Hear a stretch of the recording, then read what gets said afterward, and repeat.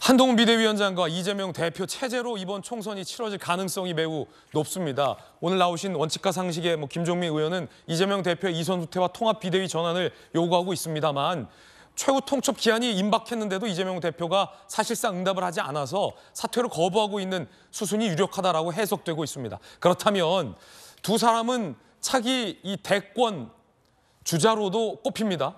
여론조사 결과도 나왔습니다. 함께 보시죠.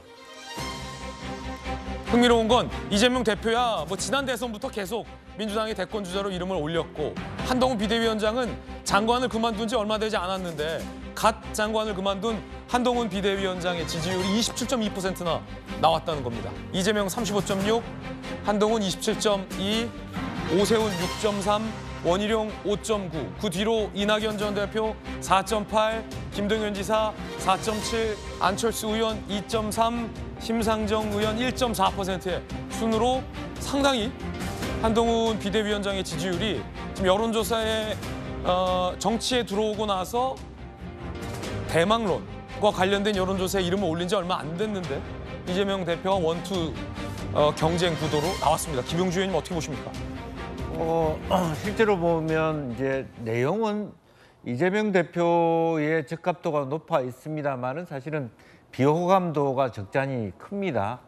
그에 비해서 한동훈 비대위원장은 실제로 아주 짧은 시간 내에 물론 법무부 장관의 그 윤석열 정부 이후의 활동들이 이제 포커싱이 되면서 왔는데 가파르게 상승하고 있다 그렇게 보여지고요. 예. 또 그 뒤로 이제 오세훈 시장은 아무래도 현역 행정단체장이다 보니까 언론에 노출될 수 있는 비중이 크지 않습니다. 그래서 이번 이 숫자의 갖는 의미는 한동훈 장관이 굉장히 호감도를 놓고 빨리 올라가고 있다는 사실이지만 이번 총선까지의 2, 3개월 동안에 비대위원장으로서 어떤 역량을 보여주느냐 단순히 말 잘하고 잘 받아친다는 것이 아니라 실제적으로 진두지휘할 수 있는 리더십의 시험대가 올라와서 총선 이후부터 나타나는 그 경향성에서 이 오세훈, 원희룡 이 세 사람과의 관계 속에서 어떤 구도를 보여주는가, 더 앞으로 나가는가 아니면 세 사람이 대등하게 가는가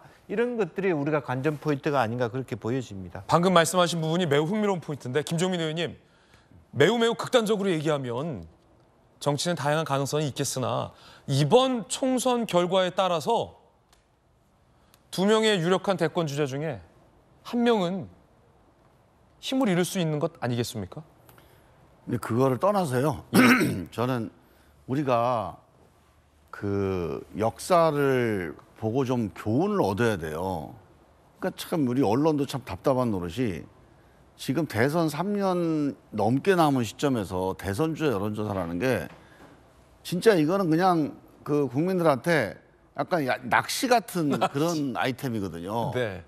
재미있죠. 다음에 대통령 누가 될까. 근데 아무 의미가 없어요. 한번 보세요. 역대 대선에서 3년 전에 여론조사 1등 나온 사람이 돼본 적이 없습니다. 그러네요. 그 구도가 절대로 가지 않아요.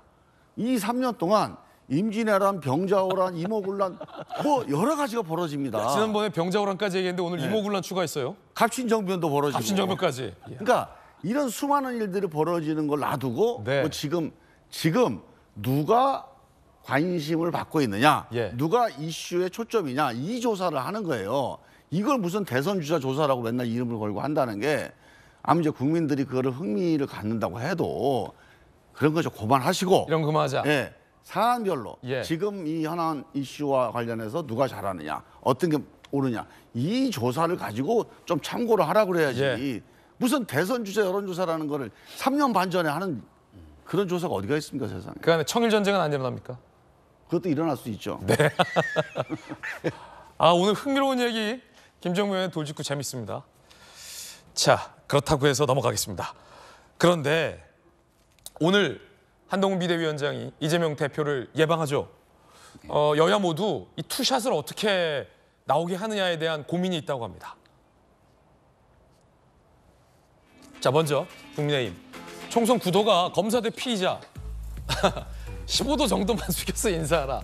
이런 실무적인 고민을 이런 게 보도가 되네요. 관계자 B. 깍듯하게 예의 갖추고 대인배 면모를 보이는 게 낫다. 오늘 오후에 예방을 할 예정인데 굉장히 지역적인 문제라 중요한 사안은 아닙니다만 이걸 고민하는 인사 A, B가 있다고 하니 김용주 의원님 네. 이거 뭐 몇 도만 인사해야 됩니까? 아니 그래서 제가 지금 방금 예. 김진표 의장과의 만남의 한동훈 장관의 태도와 깍지 타던데요. 앞으로 있을 소위 그 이재명 대표하고 만남의 예. 인사 각도를 좀 볼 필요가 있다. 각도. 이게 예. 관심도다라고 보여져요. 제가 지금 기자 생활하면서 각도를 본 거는 북한이 미사일 쏠 때 예. 그때만 발사 각도만 봤는데 근데 평소에 한동훈 전 장관의 그 스타일이 예.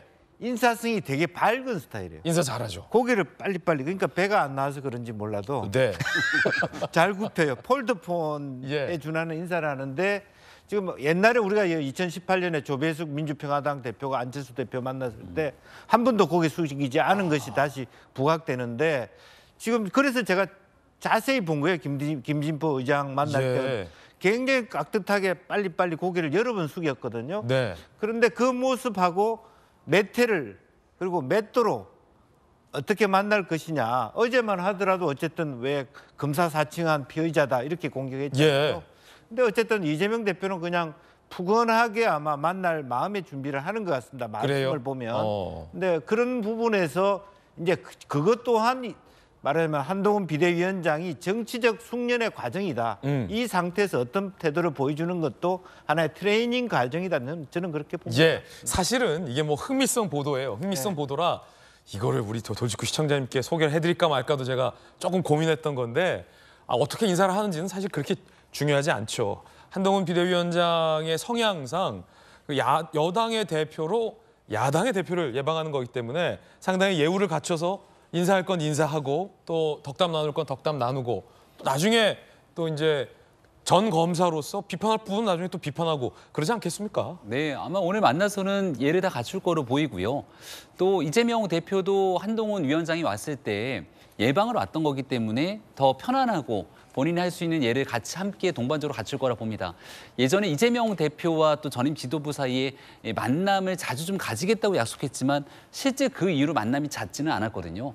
한동훈 위원장이 당을 이끌면서 이재명 대표, 야당 대표이기 때문에 협력하고 협치해야 될 내용들이 많이 있을 겁니다. 네. 얼마든지 만나서 대화할 수 있는 기본적인 자세는 열어놓되 이재명 대표가 사법 리스크의 한복판에 있는 건 부인할 수 없는 상황 아닙니까? 예. 이제는 법무부 장관의 직을 갖고 있는 것이 아니기 때문에 사법적인 영역은 또 비판할 건 비판하고 거기에 대해서는 여느 또 피의자와 마찬가지로 여기에 대한 사법적 처리 과정들은 함께 공정하게 가져가는 것이 맞다고 생각합니다. 검사와 피의자가 만나면 검사가 피의자한테 잘 인사하기 싫을 거예요. 네. 그렇지만 검사와 피의자와 만나는 게 아니고 예. 야당 대표와 여당 대표가 만나는 거잖아요. 그러니까 이제 대표로서 A는 뭐 당연히 깍듯이 갖춰야 한다 이렇게 보고요. 그런데 이제 이런 어떤 프레임 자체가 아마 총선 끝날 때까지 그리고 비대위원장이 있고 이재명 대표가 대표로 있는 동안은 계속 이루어질 거라고 저는 이제 보거든요. 네. 이제까지 한동훈 비대위원장의 특징이 이제 이재명 대표에 대한 공격을 많이 했죠. 그런데 뭐 그건 뭐 저희 그럴 수 있다고 보고요. 또 여당 대표이기 때문에 야당 대표 공격할 수가 있어요. 그런데 이제는 좀 저는 달라져야 한다 이렇게 봐요. 이제 대인배로서 모습을 보여야 한다. 이제까지는 어떻게 보면 대등한 위치에서 상대방을 공격했지만 지금은 비대위원장이잖아요. 또 여당은 비대위원장이잖아요. 그러니까 이제 포용력을 좀 발휘해야 하는데 이 포용력을 뭐 사법 리스크 그런 까지 다 발휘하라는 얘기가 아니고 예. 정치적인 측면에서 어떤 포용력을 좀 발휘해야 하고 뭐 검사와 피의자, 피고인이 같을 수는 없잖아요. 그러면 오히려 피의자나 피고인을 감싸는 그러한 모습을 보여줘야 한다고 봐요. 그래서 약간 이제 태도의 변화랄지 어떤 그런 것들이 한동훈 장관이 더 전진하기 위해서는 이제 그런 부분이 저는 필요하다 이렇게 봅니다. 예.